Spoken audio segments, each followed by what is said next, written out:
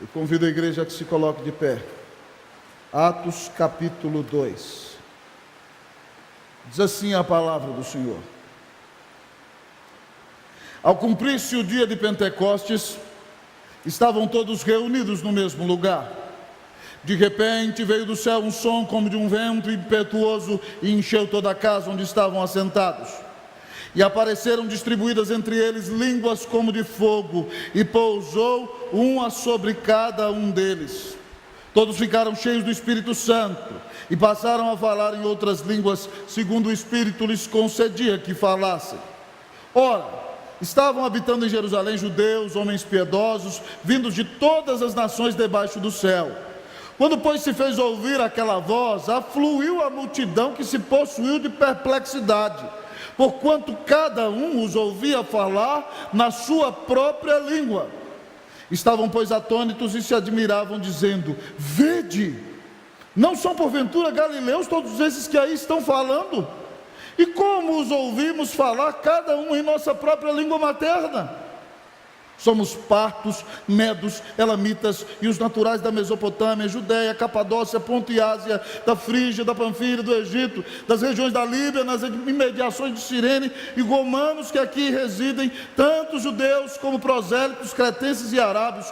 Como os ouvimos falar em nossas próprias línguas as grandezas de Deus? Todos atônitos e perplexos interpelavam uns aos outros: que queres tu dizer?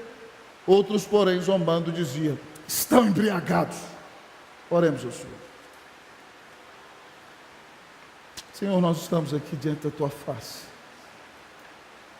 Ó Deus, Tua palavra diz que é o coração compungido e contrito Tu não desprezarás, ó Deus. E ó Deus, assim está o nosso coração. Sê propício a nós, pecadores, Senhor. Tem misericórdia de nós. Senhor, Tua palavra diz que se Tu observares iniquidades, quem, Senhor, subsistirá? Mas contigo está o perdão para que Te temam. Nós recebemos esse perdão e tememos ao Senhor. E agora pedimos, ó Deus, que o Senhor abra os céus e desça. Tu já nos selaste com Teu Espírito Santo, já nos batizaste no dia da conversão. Mas agora enche a nossa vida do Espírito Santo, Senhor. Ele é Deus conosco, é uma pessoa com a qual nos relacionamos, é a terceira pessoa da Trindade. Ele foi quem revelou as Escrituras, quem inspirou os seus autores. Ele foi quem plantou a semente de vida no ventre de Maria. Ele é quem ressuscitou ao Senhor Jesus. Ele é quem sopra nova vida nos nossos corações. Ele é aquele, ó Deus, que converte o pecador, que nos enche de poder para pregar. Ó Deus, que faz com que Tua igreja avance. Ó Deus, nós cremos no poder do Espírito Santo. Nós dependemos do Espírito Santo. E pedimos ao Senhor que a Unida seja uma igreja cheia do Espírito Santo. Ó Senhor, aquece o nosso coração enquanto ouvimos a Tua palavra. E que nossa igreja cada dia mais e mais conheça o Senhor nosso Deus. Abençoa a nossa vida e fala aos nossos corações. É o que eu Te peço em nome de Jesus. Amém. A igreja pode sentar-se. Queridos irmãos e irmãs, o versículo-chave com o qual você interpreta todo o desenvolvimento do livro de Atos dos Apóstolos é Atos 1:8. Esse versículo diz: mas recebereis poder ao descer sobre vós o Espírito Santo, e sereis minhas testemunhas, tanto em Jerusalém como em toda a Judéia e Samaria e até os confins da terra. Essa promessa que Jesus faz antes de subir aos céus diz, amados irmãos, que a igreja de Cristo Jesus seria capacitada quando ela recebesse o poder do Espírito Santo. E quando ela fosse cheia do Espírito Santo, ela ia testificar com graça da morte e da ressurreição de Cristo Jesus. E ela não teria fronteiras, ela seria testemunha em Jerusalém, na região da Judéia e Samaria, até os confins da terra. E esse versículo, irmão, resume o livro de Atos, porque, amados irmãos, o Espírito Santo cai em Jerusalém, e eles levam a palavra em Jerusalém e na Judéia. O Espírito cai em Samaria, o Espírito cai em Cesareia, o Espírito cai em Éfeso, e esse livro nos narra o desenvolvimento do Evangelho, saindo de Jerusalém, alcançando a Judéia, a Samaria, a Europa e por fim chegando a Roma, amados irmãos, onde Paulo tem planos, amados irmãos, de depois de solto ir até a própria Espanha, que eram os confins da terra naquele dia. Então, meus irmãos, o texto nos mostra claramente, amados irmãos, que quando a igreja conhece a Deus, ela está capacitada a realizar a obra missionária. A maior motivação, amados irmãos, da obra missionária é conhecer a Deus. E nesse texto que nós lemos, irmãos, o Senhor Deus cumpre a promessa. O texto diz que isso foi no dia de Pentecostes. O dia de Pentecostes, amados irmãos, são exatamente 50 dias depois da Páscoa. Era o dia da festa das colheitas. Oh, amados irmãos, era uma das grandes festas dos judeus. Jerusalém está cheia, amados amigos e irmãos. 50 dias depois da ressurreição, a Bíblia nos conta que os discípulos, os 120, estão reunidos naquele cenáculo, buscando ao Senhor, e de repente se ouve um som do céu, um estrondo como de um vento impetuoso, como você ouve um furacão ou uma grande tempestade. E a Bíblia diz então, que naquele momento, quando aquele vento invade aquele lugar, amados amigos e irmãos, aparecem imagens de línguas de fogo, e aquelas imagens param cada uma sobre a cabeça de cada um dos discípulos, e eles então começam a falar em outros idiomas, em outras línguas, pregando as grandezas de Deus, amados amigos e irmãos. E Jerusalém ouve aquele grande barulho e aquela comoção, e as pessoas correm para escutar o que aconteceu ali, e de repente elas ficam perplexas vendo aquela nova igreja pregando o evangelho, e o povo diz: não são esses galileus? Galileu, amado irmão, é literalmente o seguinte: não é um bando de gente da roça, eles não sabem nem ler. Como é que nós os estamos ouvindo pregar as grandezas de Deus em nossos idiomas? A multidão perplexa diz isso, mas outros irmãos zombam, e depois daquela zombaria, Pedro se levanta e prega, amados irmãos. Domingo de manhã eu vou pregar nesse texto o primeiro sermão da igreja de Cristo Jesus, depois da ressurreição do Senhor e da vinda do Espírito Santo. Um sermão cuja centralidade é Cristo. E então, queridos irmãos, depois que Pedro prega esse sermão, 3.000 pessoas são convertidas ao Senhor, fruto do derramamento do Espírito Santo naquele dia. E depois, meus amados amigos e irmãos, a igreja cresce e vive de uma maneira maravilhosa para a glória e honra do nome do Senhor. Tudo isso nós vamos estudar nesse capítulo 2, mas eu quero meditar com você primeiramente dos versículos de 1 a 13 sobre o tema: quando a igreja conhece a Deus. Quando a igreja conhece a Deus. O dia de Pentecostes é o dia no qual o Espírito Santo veio sobre a igreja, e a igreja começou a ter um novo relacionamento com o Senhor.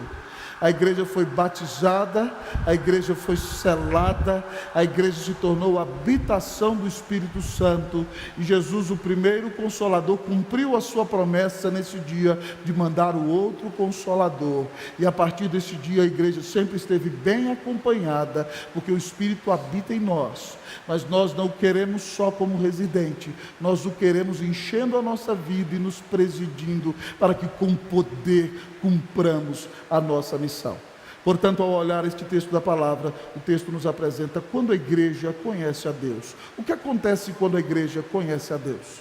Em primeiro lugar, quando a igreja conhece a Deus é porque ela orou. Quando a igreja conhece a Deus é porque ela orou. Versículo de número 1, amados amigos e irmãos, leamos todos juntos o que diz o versículo 1. Ao cumprir-se o dia de Pentecostes, estavam todos reunidos no mesmo lugar. O que vocês acham que eles estavam fazendo? Você acha que eles estavam jogando baralho? Vamos ficar aqui, o povo de Deus jogando baralho? Não, né? Era o momento de jogar baralho? Não era? O que vocês acham que eles estavam fazendo? Eles estavam contando história do que eles viveram naquela semana? Não, irmãos. O texto diz que eles estavam todos reunidos no mesmo lugar. Mas o que eles faziam ali reunidos no mesmo lugar? Olhe comigo, amado irmão, versículos 12, 13 e 14 do capítulo 1, que eu preguei hoje de manhã. Nós vamos ler 12, 13 e 14 para ver o que eles estavam fazendo. Eu vou ler o 12, a igreja o 13, nós todos o 14. Então voltaram para Jerusalém do monte chamado Olival, que dista daquela cidade tanto como a jornada de um sábado.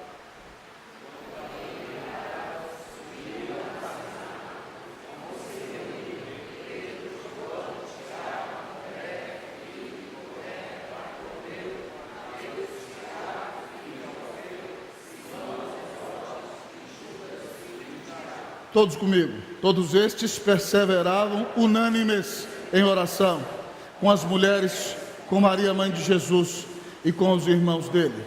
Irmãos, então agora lendo esse versículo, nós vemos que eles estavam todos reunidos no mesmo lugar em oração. De manhã vos preguei, amados irmãos, que é impossível crescer na nossa vida de oração se nós temos uma vida de oração somente solitária. É importante orar com a porta fechada do nosso quarto, como Jesus ensinou. Mas, amados irmãos, nós crescemos e nos fortalecemos em oração quando, como família de Deus, nos reunimos como igreja e oramos invocando a sua presença, a sua direção, o seu poder e a sua bênção sobre nós. Nós precisamos orar como família e como igreja. Todas as igrejas que crescem e são uma bênção nesse mundo são igrejas, amados irmãos e irmãs, nas quais o povo de Deus dobrou o seu joelho e invocou a presença do Senhor. Então o texto nos apresenta que quando a igreja conhece a Deus é porque ela orou. Eles estavam todos reunidos no mesmo lugar, depois de 10 dias depois da ascensão de Jesus, buscando, esperando a promessa de Deus, e de repente se ouve aquele som de um vento impetuoso. Se a igreja quer conhecer mais a Deus, amados amigos e irmãos, ela tem que ter uma séria vida de oração. Ela tem que entender que sem o Senhor nós não podemos fazer nada. Ela precisa entender que para cumprir a missão, para ser uma bênção, nós precisamos do enchimento do Espírito do Senhor. Se nós queremos fazer toda a diferença nessa cidade, se nós queremos ser mais parecidos com Jesus, se nós queremos ver nossa família aos pés da cruz, nós temos que ser homens e mulheres de oração. Quando a igreja conhece a Deus, é porque ela orou. Nós precisamos orar, amados amigos e irmãos. Outra prova que o livro de Atos dá disso é lá na igreja de Antioquia, uma igreja, filha da igreja de Jerusalém, que nasceu de uma maneira espetacular. Atos 13, de 1 a 3, conta assim: havia na igreja de Antioquia profetas e mestres, pregadores e professores. Barnabé, o pastor titular; Simeão, por sobrenome Níger, Simeão Negrão, a ideia é essa, certo? Africano. Lúcio de Cirene, um cosmopolita; Menahem Colácios de Herodes, o tetrarca, um homem da nobreza; e Saulo, o maior teólogo da história da igreja. E a Bíblia diz que servindo eles ao Senhor, ou seja, orando, pregando, ensinando, edificando, evangelizando e jejuando, disse o Espírito Santo: separai-me agora a Barnabé e Saulo para a obra que os tenho chamado. Então, jejuando eles e orando, e impondo as mãos, os despediram e os enviaram para a obra missionária. Amados irmãos, aquela igreja experimenta uma grande intervenção de Deus. Ela recebe a direção de Deus, e ela é a igreja que é a mãe da obra missionária nos dias do Novo Testamento. Por quê? Porque é uma igreja na qual os líderes e o povo estão servindo ao Senhor, estão jejuando, estão orando, estão invocando a bênção de Deus. Irmãos, um fato que me impressiona na história da igreja é a história da igreja morávia. Entre os séculos 17 e 18, o conde Nicolau von Zinzendorf saiu da Alemanha com um grupo de peregrinos e começou uma comunidade na região da Boêmia, amados irmãos, chamada Abrigo Herdhut, em alemão. E irmãos, e eles naquele lugar criam uma comunidade cristã, onde Deus deve ser adorado, com várias fazendas ali, e uma igreja de muita oração envolvida com missões. E no século 17 e 18, quem mais envia missionários no mundo inteiro é a comunidade morávia. Mas sabem por quê, amados irmãos? Naquela igreja morávia no interior da Europa, eles fizeram, amados irmãos, algo inusitado na história da igreja. Eles começaram uma reunião de oração, amados irmãos, que durou 100 anos. 100 anos, ininterruptamente. Entrava um, saía outro, entrava um, saía outro, entrava um, saía outro. E, amados irmãos, centenas de pessoas daquela comunidade morávia foram ao mundo para fazer missões. Alguns se venderam como escravos para pregar o evangelho em nações cativas. Outros saíram sem nada a ter, alcançaram pessoas na Ásia, na África, nas Américas, na região nórdica onde estão os esquimós. Irmãos, gente sem muito recurso financeiro, mas que dobrou o seu joelho e orou, e invocou a presença de Deus. E uma reunião de oração de 100 anos por si só é um grande milagre. E fruto daquela oração, aquela igreja alcançou o mundo inteiro com o evangelho. Se nós queremos, irmãos, ser uma grande bênção, nós temos que começar a orar.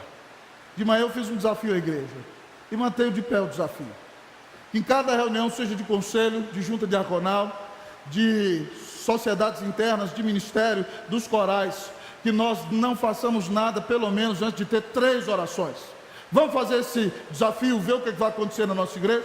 Pelo menos 3 pessoas orando.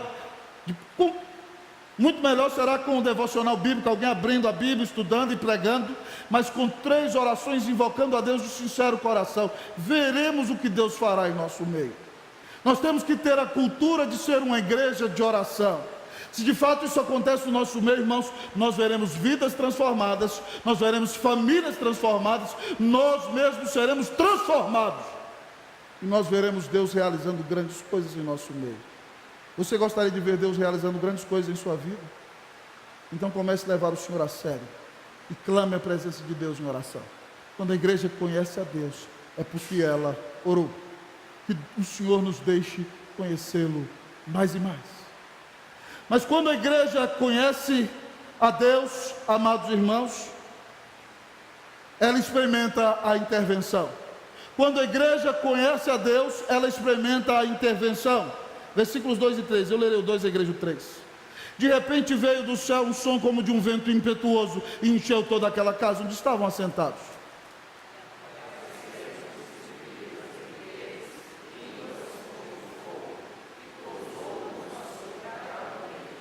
Imagine, meu irmão, se você está ali naquele cenáculo.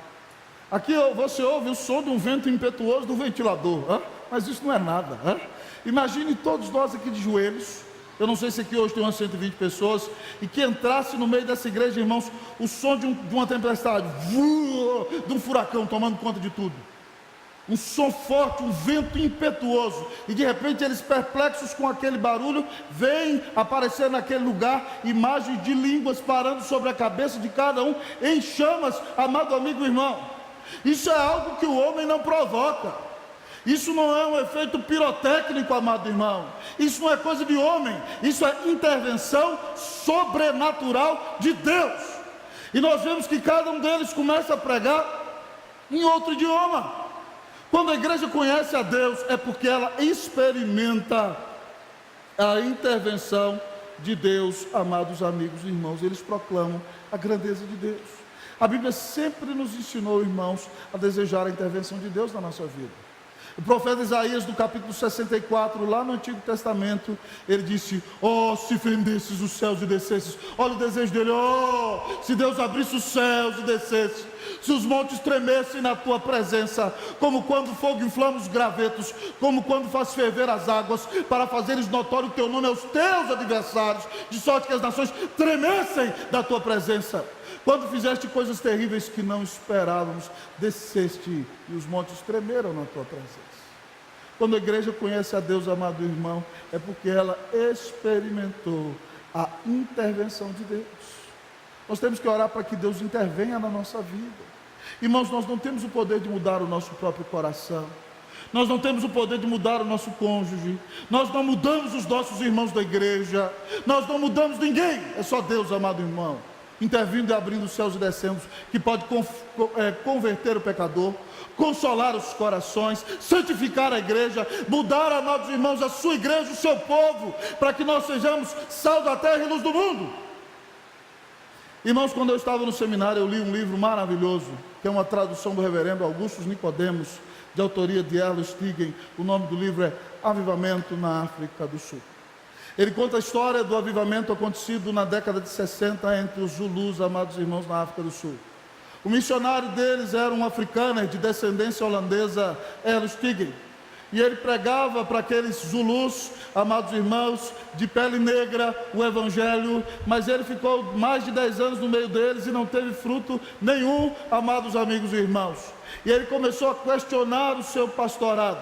Em certa oportunidade, amados irmãos, ele foi expulsar um demônio de uma moça que estava possuída de muitos demônios, e eles se trancaram na casa, e durante alguns dias a moça estava amarrada, chega, sangrava, e eles não conseguiram expulsar o demônio. O pastor Erlo Stigen resolveu desistir do ministério. E no início de ano, Ele começou então a orar com a igreja que ficava no centro da sua comunidade, amados amigos e irmãos, e começou a ler e a expor o livro de Atos para aquela igreja todos os dias de manhã e à noite. Então um dia, quando ele estava orando com aqueles irmãos de pele negra, ao lado da igreja havia uma quadra de tênis, onde veio jogar o delegado, o advogado e o prefeito da cidade. E ele diz que quando viu aqueles homens de pele branca, amados irmãos, jogando tênis ali, ele sentiu vergonha de estar com as suas ovelhas negras, e ele foi, amados irmãos, fechar a janela da igreja. E no livro que o reverendo Augusto traduziu, amado irmão, ele disse que naquela hora em que ele fechava a janela, foi como se Deus colocasse no seu coração: você está fechando a janela para mim, para que eu não intervenha na sua vida. E ele disse, amados irmãos, então, que naquele momento ele caiu de joelhos e pediu perdão a Deus pelo seu pecado. E aqueles irmãos oraram, e Deus resolveu derramar um mover do Espírito Santo ali. Grandes coisas aconteceram, amados irmãos, naquele lugar. Aqueles irmãos têm um santuário, amados irmãos, no meio da savana africana, que cabem mais de 15 mil pessoas. Vários pastores brasileiros estiveram ali. Reverendo Augusto lá esteve, reverendo Hernandes também. E aquela igreja impressiona, amados irmãos, com o seu compromisso, com a sua capacidade de evangelização e com o seu poder de vida santa. Deus fez milagres, curou pessoas ali, mas eles não enfatizam isso. Eles enfatizam, amados irmãos, a pregação do Evangelho. E aquela moça, amados irmãos, da qual eles não conseguiam expulsar o demônio, quando veio o avivamento, amados irmãos, eles se juntaram para orar por ela, e os demônios gritavam: nós sentimos um fogo, quando o Espírito chegou, nós temos que nos retirar, e saíram gritando, e aquela moça foi liberta, e foi convertida, e mudada pelo Senhor Jesus. Quando a igreja conhece a Deus, é porque Ele resolveu abrir os céus e intervir. Você conhece o seu Deus? Você já experimentou a intervenção clara de Deus na sua vida, na sua saúde, no seu coração, nos seus relacionamentos? Quem diz que Deus não pode fazer o que Ele fazia antes? Ele continua sendo Deus, mas você tem que clamar a intervenção do Senhor na sua vida. Quando a igreja conhece a Deus, irmãos, ela experimenta a intervenção de Deus. Minha oração é que a Unida experimente a intervenção de Deus nesse ano de 2019, em nome do Senhor Jesus. Que você experimente a intervenção de Deus, que nesse ano você se veja mais piedoso, mais consagrado, mais comprometido, que você leia a sua Bíblia, que você ore, que você pregue o Evangelho, que você veja a intervenção do Senhor na sua vida, e você faça toda a diferença, para a glória e honra do nome de Jesus. Quando a igreja conhece a Deus, é porque ela orou e ela experimenta a intervenção de Deus. Você conhece o seu Deus?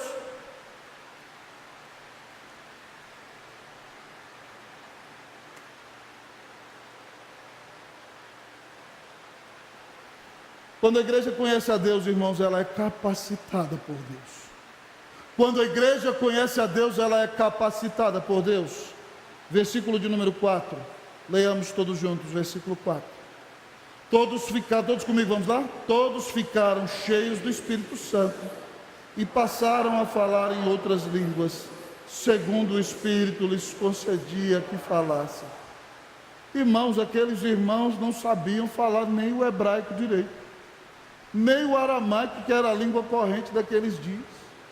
Eles eram pessoas desprezadas da região norte de Israel, que viviam no meio dos gentios, e eram considerados pessoas que nem tinham a melhor instrução. E de repente, amados irmãos, você vê aquelas pessoas pregando em outros idiomas. Aos olhos humanos isso é impossível. Isso nos faz entender, amados irmãos, que muitas vezes pessoas que aos olhos de outras são tímidas, incapazes, limitadas, quando Deus as levanta, quando Deus as fortalece, elas podem ser instrumentos maravilhosos das mãos do Senhor Jesus. Quando a igreja conhece a Deus, ela é capacitada por Deus. A Bíblia nos conta lá no livro de Efésios, amados irmãos, que o Senhor Jesus, no capítulo 4, quando subiu aos céus, levou cativo o cativeiro e deu dons aos homens. E o versículo 11 do capítulo 4 diz que Ele concedeu uns para apóstolos, está falando de dons, os missionários, outros para profetas, os pregadores, os evangelistas, aqueles que ganham almas, outros pastores, cuidadores de ovelhas, e outros mestres que ensinam as doutrinas da palavra de Deus. E Ele deu tudo isso para nós com vistas ao aperfeiçoamento dos santos, para treinar você, para, amado irmão, o desempenho do seu serviço. Você é treinado aqui quando ouve pregação, quando assiste escola dominical, quando é discipulado, quando, amado irmão, cumpre a missão e de repente então você vai cumprir o seu trabalho e acontecerá a edificação do corpo de Cristo. A igreja vai crescer. Quando a igreja conhece a Deus, irmão, ela experimenta a capacitação de Deus. Quando a igreja conhece a Deus, pessoas se levantam para ensinar, para pregar o evangelho, para servir, para fazer a diferença, para ir para a obra missionária. Quando a igreja é cheia do Espírito Santo, você vê vocações surgindo, você vê pessoas se despertando, você não vê pessoas reclamando, você vê pessoas se dispondo para servir a Deus e ser uma grande bênção em suas mãos. Minha oração é que nossa igreja conheça cada dia mais e mais ao Senhor, para que, capacitada pelo Espírito Santo, irmão, ela cumpra a obra de Deus. Você precisa entender, irmão, que quem te capacita é Deus. E nesse sentido não existe nenhum dom melhor do que o outro e nenhuma capacitação melhor do que a outra. Cada um de nós que aqui está, irmão, tem pelo menos um dom espiritual. Se você foi selado pelo Espírito Santo, você tem pelo menos um dom. E ninguém, amado irmão, é melhor do que o outro. Se um tem um talento, tem que multiplicar só um. Quem tem 2 tem que dar mais 2. Quem tem 5 tem que multiplicar 5. Então você nunca deveria, amado irmão, ter inveja do seu irmão, porque você tem um chamado específico, amado amigo e irmão, e você tem que cumprir o chamado de Deus para a sua vida. Nem todo mundo na igreja de Jesus vai ser como Ronaldo Lidório, nem todo mundo vai ser um grande teólogo como o reverendo Augustus, nem todo mundo é um Hernandes Dias Lopes, nem todo mundo, amados irmãos, é um melhor executivo ou administrador, mas cada um de nós tem um dom. E cabe a nós clamar a Deus para que entendamos qual é o nosso dom, e entendendo o nosso dom, nos dedicarmos ao cumprimento do nosso chamado. Qual é o seu dom? Você sabe para que Deus te chamou? Eu tentei correr disso, irmãos. Tentei mesmo. Mas há uns 24 anos atrás, você começa a ficar velho quando você fala 24 anos atrás, entendeu? O Senhor confirmou no meu coração que eu tinha que viver para pregar a palavra dEle. No último dia de dúvida, eu falei: Deus, fala comigo na sua palavra.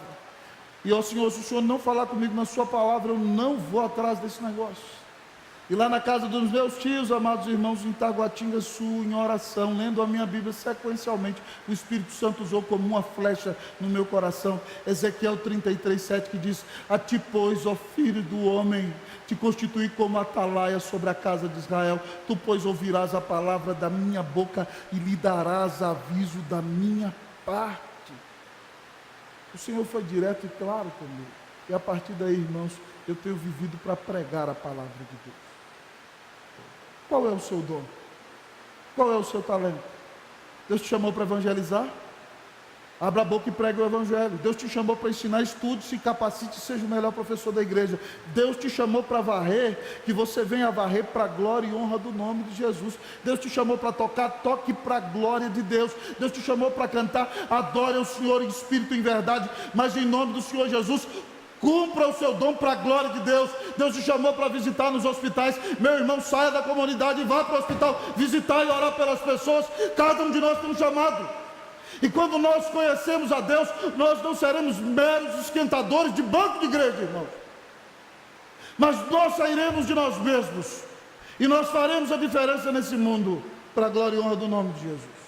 Se a nossa igreja conhecer mais a Deus, nós não teremos só pessoas que vêm aqui receber, mas cada um dos que aqui está será um missionário para a glória e honra do nome de Jesus. Que o Senhor faça com que você se mova de si mesmo, que esse ano seja especial, seja um ano em que você bote a mão no arado e faça toda a diferença para a glória, para a honra do nome de Jesus. Amém. Você conhece o seu Deus? Você está cumprindo a missão? Quando a igreja conhece a Deus, é porque ela orou, ela experimenta a intervenção, ela é capacitada por Deus, mas ela atrai a multidão. Quando a igreja conhece a Deus, ela atrai a multidão. Irmãos, com o barulho daquele grande estrondo e daquele vento, e com o barulho de 120 pessoas pregando as grandezas de Deus, cada um em outro idioma, aquilo atraiu o centro da cidade de Jerusalém. E a Bíblia nos conta a história. de que o povo foi ali escutar. E aí nós vemos aqui, amados irmãos, que quando a multidão chegou ali, o versículo 7 diz: estavam, pois, atônitos, perplexos, bestificados, dizendo: vede, não são porventura galileus todos esses que aí estão falando? Como os ouvimos falar em nossa própria língua materna? E aí eles citam aqui, irmãos, pelo menos 18 idiomas. Então, naquele dia, lá em Atos dos Apóstolos, a igreja pregou o evangelho pelo menos em 18 idiomas distintos. Isso aqui é um fenômeno interessante, amado irmão, porque em Babel, no dia em que o homem resolveu construir uma torre que chegasse até o céu, dizendo que não precisava de Deus e que era glorioso por si mesmo, o Senhor desceu e confundiu as línguas. E é por isso que eu e você gememos para falar inglês até o dia de hoje. Eita, quando a gente encontrar aquele povo de Babel. Mas, amados irmãos, o Pentecostes é a contradição daquilo. Quando a igreja está humilhada e Deus é glorificado, então o Senhor desce, e o Senhor distribui os idiomas, e eles em vários idiomas anunciam as grandezas de Deus. A multidão diz lá no final do versículo 11: como os ouvimos falar em nossas próprias línguas as grandezas de Deus. E o texto repete: todos atônitos e perplexos interpelavam uns aos outros: que quer dizer isto? Pedro se levanta e explica, num dos sermões mais maravilhosos da história, que eu vou pregar domingo de manhã, amados amigos e irmãos. Mas aqui o texto está dizendo que quando a igreja conhece o seu Deus e é cheia do Espírito Santo, ela atrai a multidão. Irmãos, quando o Senhor começa a se mover na igreja, os vizinhos da igreja percebem isso. Nós não somos nada, irmãos, mas quando servimos ali no Guará 2, a igreja tinha um templo menor, de umas 300 pessoas, e no bairro muitas pessoas caminhavam, e quando eu visitava alguns lugares, alguns restaurantes, algumas padarias, supermercados, convidando as pessoas para irem à igreja, as pessoas me diziam: o senhor é daquela igreja ali? Não, naquela igreja eu não entro, aquela igreja é igreja de rico. Tem um portão lá, é difícil da gente entrar. A igreja tinha uma má fama no bairro, irmãos, mas o Senhor resolveu se mover na igreja, e o Senhor resolveu jogar a igreja no chão, e o Senhor resolveu levantar outra igreja. E quando começou a ser levantada outra igreja, os vizinhos procuravam os crentes e diziam: o que está acontecendo na sua igreja? Ela sempre foi parada durante décadas e agora jogaram a igreja no chão, está subindo outra. Eu quero ir lá ver o que aconteceu. Irmãos, os vizinhos começaram a ir por si mesmos à igreja. Eu não me esqueço, amados irmãos, no ano de 2008, que nós começamos a pedir a Deus que salvasse as pessoas que moravam nos blocos e nos prédios da frente da igreja. E nós, com reunião de oração, toda a primeira semana do mês, de manhã, nós orando e clamando a Deus, amados amigos e irmãos, e de repente começou a descer 1, começou a descer 2, começou a descer 5, 10, 20, até no final de 2009, eu já tinha, amados irmãos, recebido mais de 20 pessoas que moravam naqueles prédios ali da frente, porque a igreja orou e Deus trouxe as pessoas para a igreja. Quando o Espírito Santo enche a igreja, irmão, a multidão quer saber o que está acontecendo. Alguém na sua vida quer saber o que está acontecendo na sua vida? Alguém pergunta para você: por que você ora? Por que você vai na reunião de oração? Por que você tem esse sorriso estampado no rosto e é uma pessoa tão abençoada? Por que você chega e o ambiente muda? Porque você chegou. As pessoas perguntam isso para você: o que você tem de diferente? Meus irmãos, quando nós diminuímos e Cristo cresce em nós, é isso que acontece. A nossa simples presença, irmão, faz toda a diferença para a glória e para a honra do nome de Jesus. Irmãos, fiquei muito feliz, há uma semana e meia atrás, fui no barbeiro, e quando eu cheguei, o barbeiro ali perto de casa, já falei que eu era pastor, onde morava e tal, eles todos assim assustados, né? Com medo de serem evangelizados. Mas a gente começa a ir, fala de Jesus. E de repente, amados irmãos, há um irmão da igreja que frequenta a barbearia, há outro pastor que mora no bairro que vai na barbearia. E aí outro dia Deus me deu o privilégio de levar o último livro que eu escrevi, Esperança, que vem da cruz, e botar na mão de cada um dos da barbearia. E de repente alguém estava na barbearia, amado irmão, enfrentando algum problema. Enquanto esse pastor cortava o cabelo, essa pessoa abriu o coração e derramou sua alma. E eu só agradecia: Jesus, obrigado, Jesus. Obrigado, Jesus, porque o Senhor me deu o privilégio de estar aqui nessa barbearia e falar do amor de Deus para aquela pessoa. Quando você começa a frequentar algum lugar, meu irmão, e frequenta algum lugar, e Jesus está na sua vida, você faz diferença se as pessoas vêm a Cristo. Outro dia Deus me deu outra bênção maravilhosa. A gente toma café em algumas padarias, e numa das padarias lá perto de casa, entrei com o Cleusa para tomar o café da manhã, depois de deixar os meninos na escola. E quando eu entro e sento daqui um pouco, a moça chega e fala assim: o senhor é o pastor da Igreja Unida? Eu falei: eu sou. E ela expôs uma necessidade, amado amigo e irmão, e aí nós conversamos com ela e até oramos por ela. Que bênção maravilhosa, que privilégio, irmão, na padaria, glória a Deus por isso. É um privilégio, só a bênção de Deus. Da outra vez, irmãos, fui na padaria tomar um café com o nosso irmão Baruch, que esteve aqui. E aí ele nunca tinha ido naquela padaria. Eu falei assim: vou te levar numa padaria exponencial. Tomei o café com ele na padaria. Aí ninguém conhecia ele, de repente o jovem entrou assim: você é o Baruch? Eu sou. Aí todo mundo começou a querer tirar foto com ele. O povo da padaria nem sabia quem era o Baruch. E eu aí orei com algumas pessoas. O povo já ficou sabendo que eu era pastor. Que benção, todo mundo já sabe que eu sou pastor ali. E quando alguém precisar e a coisa apertar, eles sabem onde procurar, para a glória e honra do nome de Jesus. Isso tem que acontecer com cada um de nós. Quando Jesus está na nossa vida, a gente entra e as pessoas percebem para a glória de Jesus. E pessoas serão atraídas a Cristo pelo nosso testemunho. Que nesse ano, meu irmão, muita gente venha unida, porque nós somos pessoas cheias do Espírito Santo e cheias de Jesus, para a glória de Jesus. Amém! Amém, meu irmão? Coragem, meu irmão, amém mesmo? Então faça a diferença, para a glória e honra do nome de Jesus. Em último lugar, quando a igreja conhece a Deus, ela enfrenta a perseguição. Quando a igreja conhece a Deus, ela enfrenta a perseguição. Versículo 12, versículo 13 melhor, vocês vão ler para mim. 1, 2, 3, podem ler o versículo de número 13. Outros...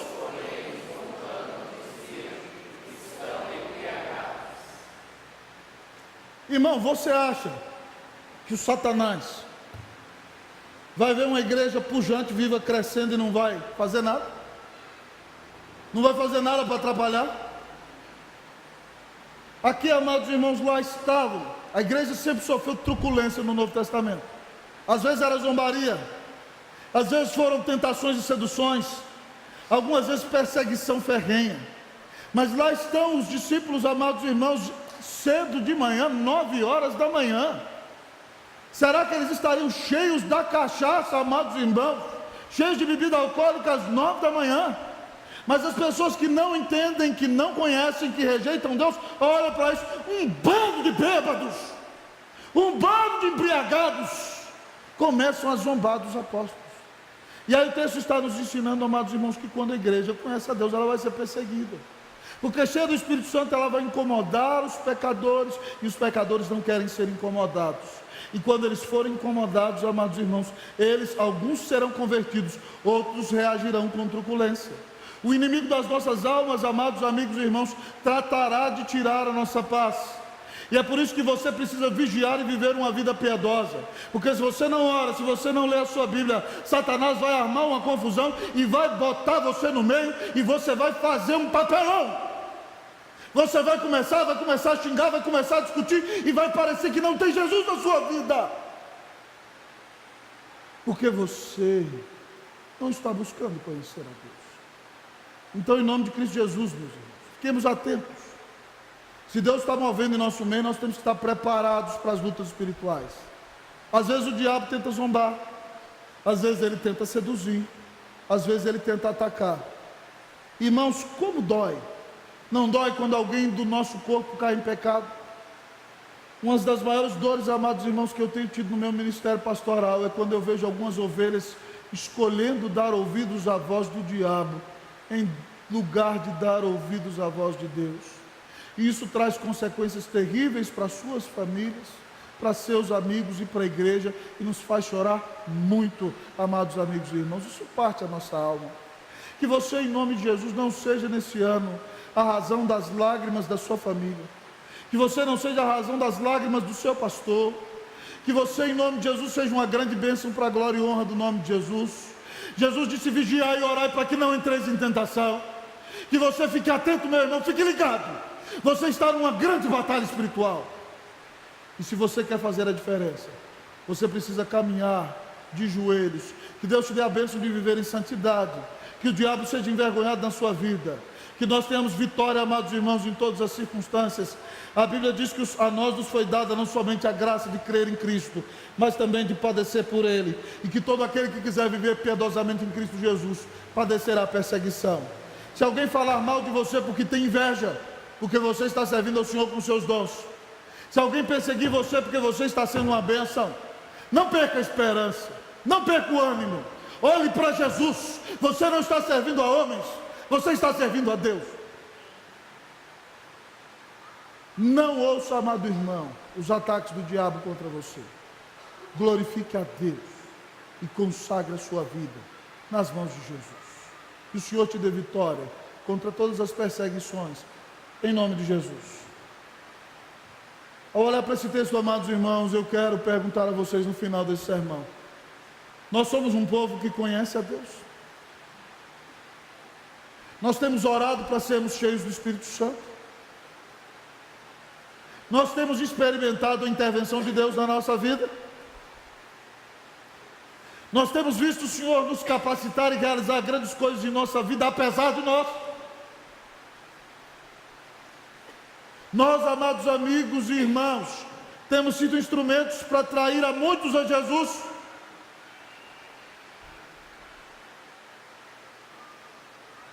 Você, meu amado amigo e irmão, já enfrentou perseguição? Reverendo Antônio Elias, há algumas décadas atrás, perguntou a um pastor de uma grande igreja brasileira: meu filho, está tendo alguma perseguição, algum problema? E o pastor: não, reverendo, estou na bênção, sobre água fresca. E ele virou para o pastor e falou assim: então você não está vivendo uma vida piedosa, porque todo aquele que quiser viver piedosamente em Cristo Jesus será perseguido. Se você está sendo perseguido, glorifique a Deus. É sinal de que a sua vida está incomodando e que você está fazendo diferença para a glória e honra do nome de Jesus. Que nesse ano a Unida conheça a Deus. Que nesse ano o Senhor nos enche com o Espírito Santo. Que nesse ano nós vejamos Deus realizando grandes coisas aqui, para a glória e para a honra do nome de Jesus. Que nesse ano o Senhor balance a sua vida. Que o Senhor te mova a sair de si mesmo. Que nesse ano você seja uma bênção. Em nome de Jesus, para a glória de Jesus. Amém.